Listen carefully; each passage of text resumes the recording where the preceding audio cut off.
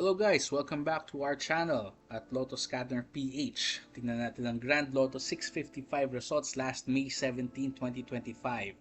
Tingnan natin yung draw results. Tingnan natin kung meron tayong pwedeng magawang analysis and baka meron tayong makuhang tips for the May 19 draw.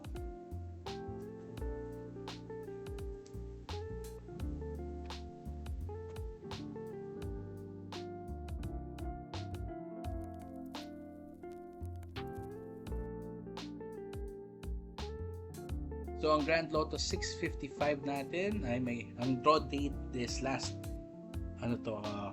May 17, 2025 at ang jackpot price ay 331,359,271 pesos and 20 centavos.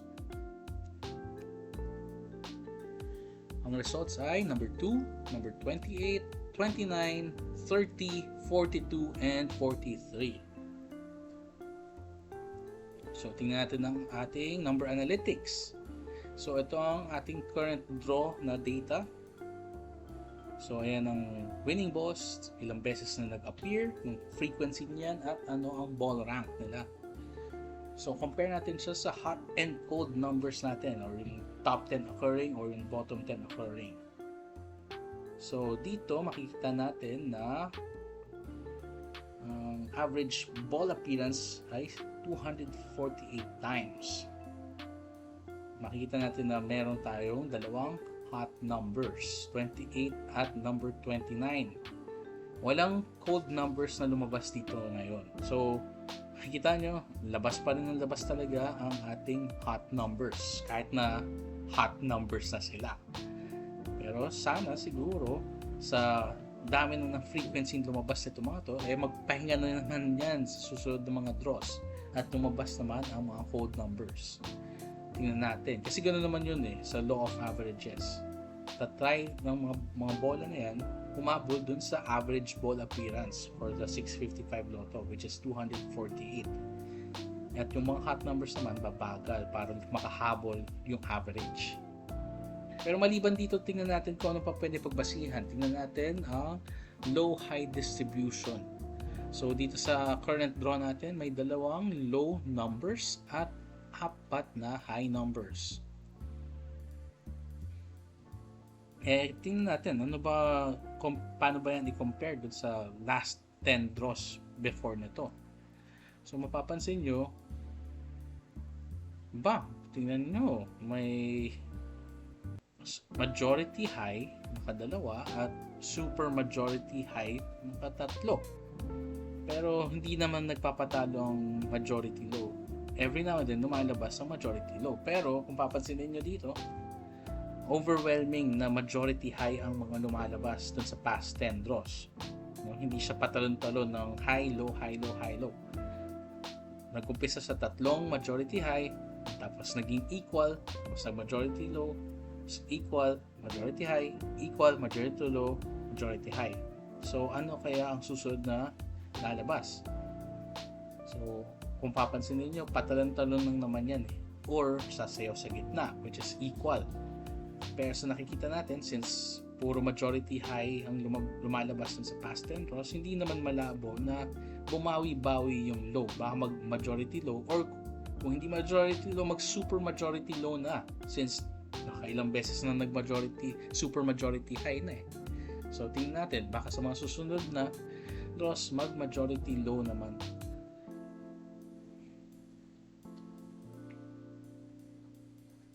So, maliban dyan, tingnan naman natin kung ano pa ang pwede natin pagbasihan maliban sa low, high, or hot, cold. Meron ding odd, even. So, sa odd, even distribution natin, ano pa ang ating current draw? Meron tayong equal number of hindi pala equal number. Meron tayong majority even na combination dito. 4 na even at 2 odd. Kumpara natin siya sa past 10 draws. Dito sa past 10 draws, kita nyo sumasayaw ang ating odd even distribution. Nag-umpisa sa equal, tapos majority even, majority odd, equal ulit, majority odd, majority even, equal ulit, majority even, majority odd, tapos nag-end up sa majority even. So, makikita nyo baka may trend to, no, na tumatalon-talon from majority odd or majority even. So yan yung nakita nyong trend. It's safe to say na baka nga naman tumalon lang ulit sa kabilang side, mag majority odd or mag equalize.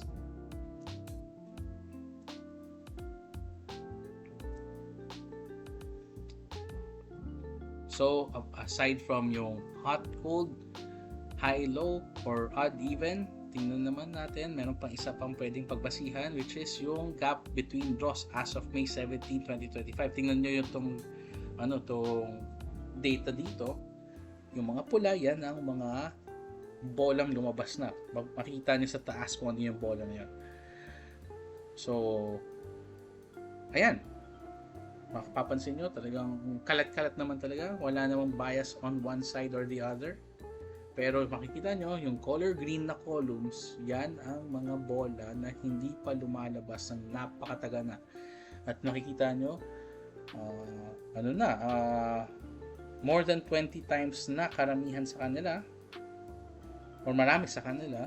At yung iba, basta lahat to, above 10 times to almost 15 times nang hindi lumalabas. And meron dyan, 10, 20, 30, 40. Almost 40 times na hindi lumalabas. So ano ba itong mga numbers na to? Ayan yung mga yan. Nakikita nyo yung number 5, number 12, number 15, number 16, number 32, number 33, number 39, number 46, and number 49, and number 54. Yan ang mga medyo lumalagpas ng dun sa kanyang masasabing dapat appearance na frequency. So makita nyo, sobrang tagal na itong mga to na hindi lumalabas, particularly yung number 15 na almost 40 draws na siyang hindi nagpapakita. Huling pakita niya is February 19 pa. And yung sumunod is yung number 39 na March 15 pa huling nagpakita. So yan yung top 1 and 2. So baka yan biglang magpakita na sa susunod. Baka hinog na kasi siya. Pati yung number 39 hinog na din. Pero aside from that, syempre ito din medyo mataas-taas din yung kanyang column. Kasi March 22 pa huling nagpakita yung dalawang nasa taas, and to number 33 March 36 pa huling nagpakita. Pero wag yung ring hindi pansinin yung iba, din, since green na yung columns nila, mukhang na din sila, medyo natatagalan na din silang sa huling pakita nila. So ayan yung mga bola na malalaki ang draw gap. Kung papansinin nyo nga dito sa data natin, hindi naman ganun kalalaki dapat ang gap nila. Particularly yung number 15. Sobrang tagal na yan.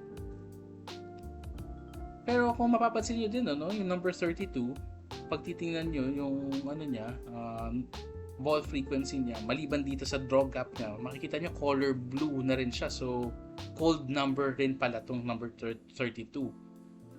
Sa 212 times pa lang siyang nagpapakita. And samantala yung number 54 naman, nandito din na may green column din, medyo namumula yung frequency niya. Sa 280 times na siyang nagpapakita. Baka ito hindi pa to lumabas kagad kasi nga baka magpahinga to kasi hot number din ata ito. So ayun, yan ang mga data na pwede nating tingnan para magamit para sa pagtaya.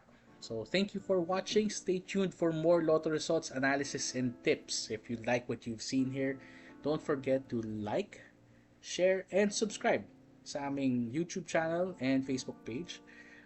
Eventually, magkakaroon din kami ng Twitter para mas madaling ma-consume yung aming content. Dahil na naman mas maliit, mas mabibilisan yung reels. So, if you like what you've seen here, don't forget to like, share, and subscribe to support the channel, and matulungan kami makagawa ng iba pang content, particularly iba pang ways, iba pang variables na pwedeng makonsider sa pagtaya sa loto. Okay, thank you.